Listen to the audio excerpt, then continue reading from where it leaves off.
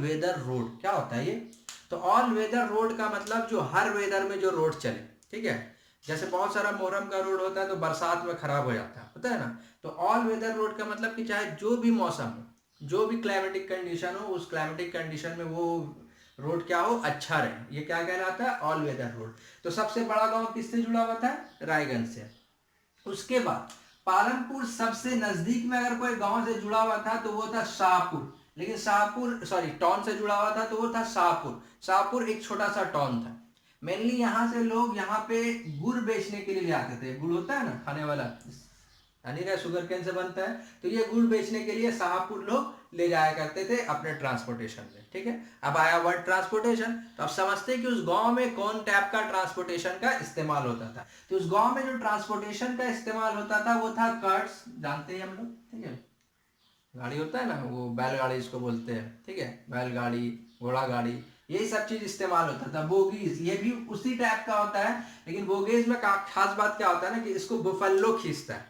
इस गाड़ी में कौन सा भैंस रहता है, बुफेलो इसको खींचता है। इसके अलावा ट्रांसपोर्टेशन में वहां मोटरसाइकिल्स का इस्तेमाल होता था, जीप का इस्तेमाल होता था, ट्रैक्टर का इस्तेमाल होता था, ट्रक का इस्तेमाल होता था। आ रहा बात समझ में? क्लियर है? तो ये सब चीज ट्रांसपोर्टेशन के तौर पे इस्तेमाल होता था। शॉर्ट रिवीजन में पालमपुर से सबसे नजदीक गांव 3 किलोमीटर के दूरी पे रायगंज था। ऑल वेदर रोड हर जगह से जुड़ा हुआ था पालमपुर, ठीक है। शाहपुर स्मॉल टाउन था। ट्रांसपोर्टेशन में ये सब चीज इस्तेमाल होता था। अब वहां लोग कैसे रहते थे इसको समझते हैं। उस गांव में लगभग 450 फैमिलीज रहती थी। 450, 450 फैमिलीज, 450 पीपल नहीं, 450 फैमिलीज, ठीक है। 450 फैमिलीज रहता था, जिसमें लगभग 80 फैमिली जो था, इस 450 फैमिली में 80 फैमिली अपर कास्ट के लोग थे, ऊंची जाति के, ठीक है।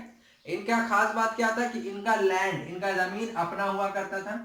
इनका घर बड़ा बड़ा और सीमेंटेड हाउस था पालमपुर में, ठीक है। 80 फैमिली जो थे वो अपर कास्ट से बिलोंग करते थे। 450 फैमिली में 80 फैमिली, इनका घर अपना था, ठीक है।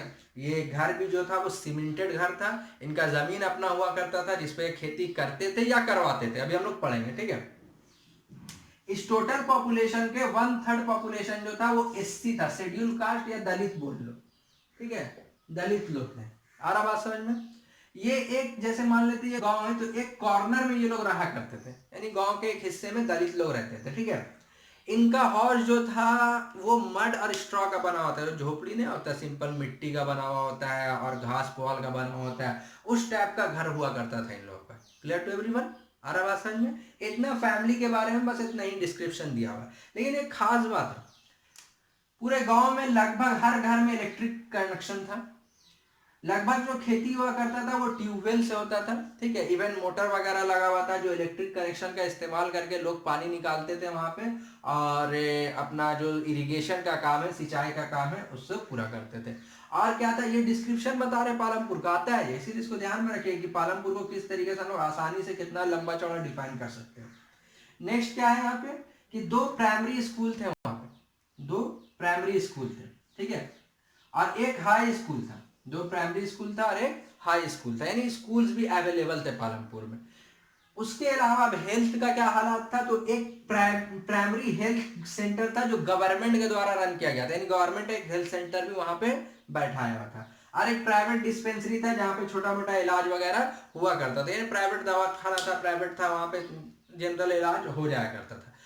ये सब खास बात था विलेज ऑफ पालमपुर में। ऐसा नहीं लग रहा है कि रियल में ये इमेजिनरी विलेज है। गांव में तो जनरली इतना अच्छा होता नहीं है। क्या ऑल वेदर रोड रहता है गांव में? क्या प्राइमरी हेल्थ सेंटर, स्कूल से इतना अच्छा सा इलेक्ट्रिक कनेक्शन और ट्यूबवेल और घर बड़ा बड़ा बना हुआ ऐसा रहता है?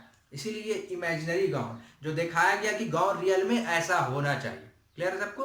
तो यही चीज हम लोग पढ़ेंगे। अब इसमें हम लोग पढ़ेंगे क्या है, तो फैमिली का डिस्क्रिप्शन पढ़ लिए, पूरा गांव का डिस्क्रिप्शन पढ़ लिए। तो इसमें पढ़ेंगे क्या, इसमें हम लोग पढ़ेंगे कि अलग अलग फैक्टर्स ऑफ प्रोडक्शन यानी रिसोर्सेज का इस्तेमाल करके कोई नया चीज कैसे बनाया जाता है, इसके बारे में हम लोग पढ़ेंगे, ठीक है। आगे उसको हम लोग कंटिन्यू करेंगे। क्लियर है यहाँ तक? आगे अब उसके आगे हम लोग